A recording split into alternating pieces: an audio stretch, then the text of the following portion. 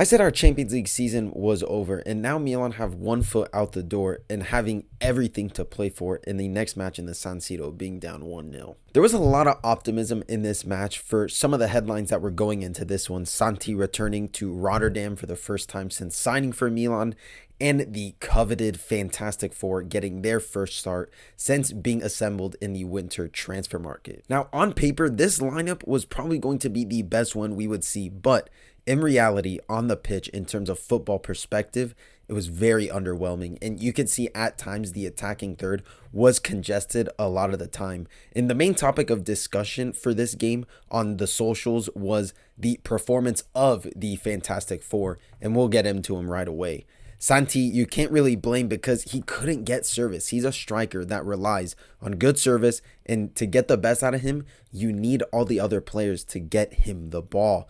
And yes, it does also have some responsibilities on Santi to make those right runs and to create space for his teammates and drag out defenders. But I think a performance like this is what a game looks like when Santi isn't involved. And I think his game heavily revolves around the rest of his teammates to get him the ball to thrive in the final third. Pulisic as well was really underwhelming in this game, not doing anything really in this game. And it's a rare time where Pulisic ghosts, and when he does, it affects the team drastically. And it's unfortunate because I feel like he couldn't get a foothold in this game at all. He has to insert himself in these types of high intensity games. We saw how aggressive Feyenoord was at times, and at least Pulisic needed to test the goalkeeper. And I feel like for a lot of the time, Milan just did not have an answer for Feyenoord's defensive setup, which nullified Pulisic. Now, Joao Felix, I think, was the best of the four, being at the epicenter of a lot of Milan's offensive setup, trying to link up play, and had a couple shots that didn't really test the goalkeeper all that much. I think there was one that just whizzed past the post at one point, but I think this is a reality check of why Joao Felix has been bounced around by these clubs. But we all know that there's a player in there. It's just about unlocking the right formula. And I don't know if the Fantastic Four is the offensively balanced structure to get the best out of Joao Felix. Now, Leao. Leao has been under a lot of criticism in this game just because of that one chance he had, that one-on-one with the goalkeeper. And I don't know what he was thinking not having a shot in that point, because how many times have we seen Leao in these types of positions where he just lobs it over the goalkeeper and it's a great goal? But I think it's unfair to blame Leao on the loss, but we know the moments he's capable of. I just think it's a lapse of judgment from Leao. And this is a season where Leao has had a lot of ups and downs, going through the whole Fonseca benching situation to winning the Supercoppa after having one of his best games in a Milan shirt, in my opinion. And now, let's not beat around the bush here. Leao has been good for us in the past month or so and has been one of the best players that took a lot of the initiative since Conceição has been appointed. And the last thing that we can do right now is to turn on Leao when he's more than capable of bailing us out of many games. So don't let this one game or this one missed chance from Rafa Leao cloud your whole perception that you have of this very special player that we have on our hands. But I do think that Rafa Leao, with the standard that he's kind of set for himself, should be doing better in this game to really make a presence for himself in this match. There were loads of times where he could have had a shot, or he could have at least passed it into a more dangerous area, because he was beating his man a lot of the time. So I feel like Leao, it's just a matter of moments for Leao, when to kind of capture that lightning in a bottle for Leao in certain game moments. And I think it's clear that Milan resulted back into their bad habits of the previous regime in those Fonseca times by not being direct in front of goal. And it felt like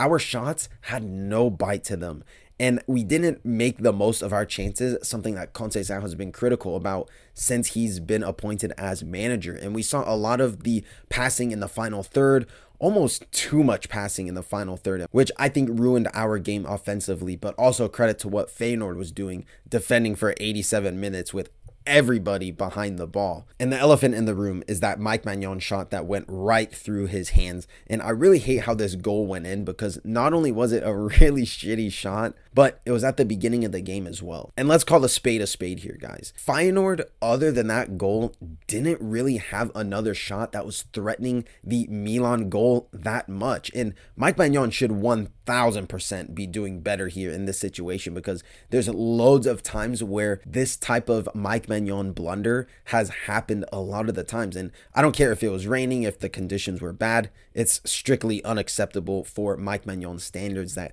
he's put on himself. And we've seen Mike Maignan make way harder saves than this. I think what mattered most is that he kept everything else out of the net and he didn't let it really affect him. And I do, however, want to tip my hat to the best player on the pitch, and that was Strahinja Pavlovic. I'm loving the resurgence that Pavlovic is having since Conceição has been at the helm.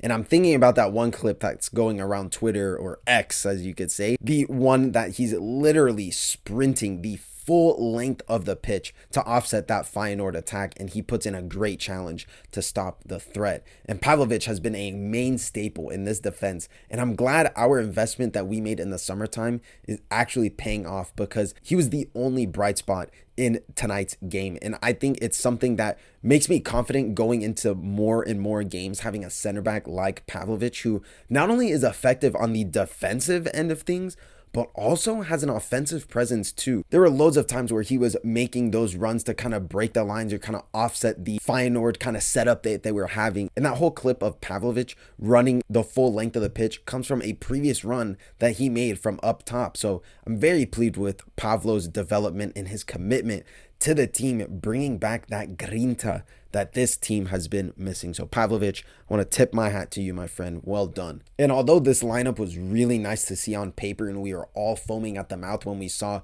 Leao, Joao Felix, Pulisic, and Gimenez up top, but we saw a fantastic four that didn't play all that great together. And we have to see a more balanced team going forward, in my opinion, because you saw the midfield, we struggled with numbers back. And Joao, man, this guy was cooking us all game. He had one of those games where everything was going right for this guy. There was this one ball that was sent over to him, and Kyle Walker was on him, and just perfect little touch, bink, right on the ground, and he's already moving forward. So Joao, man, this guy is nuts. So maybe, we have to have a little look at this guy, but I'm still having nightmares about Joao on that left-hand side. But this is where I think Yunus Musah comes back into the team. And I know there's this whole negative perception about Yunus Musah, but the truth of the matter is that he offers us a defensive option in the midfield. And I think that he can have a role similarly to what we saw with Emerson, how he was giving him that defensive net insurance.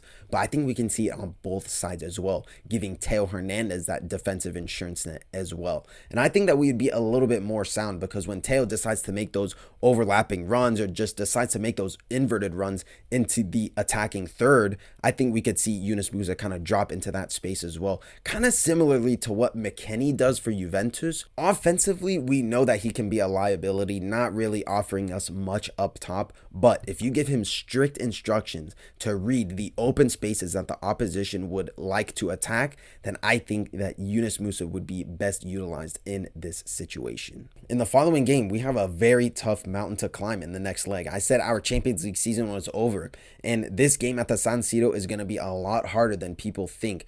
There's loads of games where we think that the San Siro is going to bail us out of these times. The Roma League game I can think about, and the first Juventus game. And we look at all of these home performances, and we really thought that San Siro would get us over the line. Where, yes, the San Siro can be a very critical piece to this tie, but that's only if the players get the stadium on their side, because we know how toxic the San Siro can be when the players themselves don't show up to this game. So I think that this game, and I'm going to give a prediction here, I think this game ends up in a 3-1 for Milan. And yes, I said our Champions League season was over, but I think we just barely get it over the line to where this tie would end up on a 3-2 score on aggregate. And if the Fantastic Four can be firing on all cylinders for this game, in a Champions League game where there's this whole kind of emphasis where Milan can play this crazy style in the Champions League where we can't in Serie A, and if we can really get the Fantastic Four all on the same page. And I think Milan is more than capable of creating chances.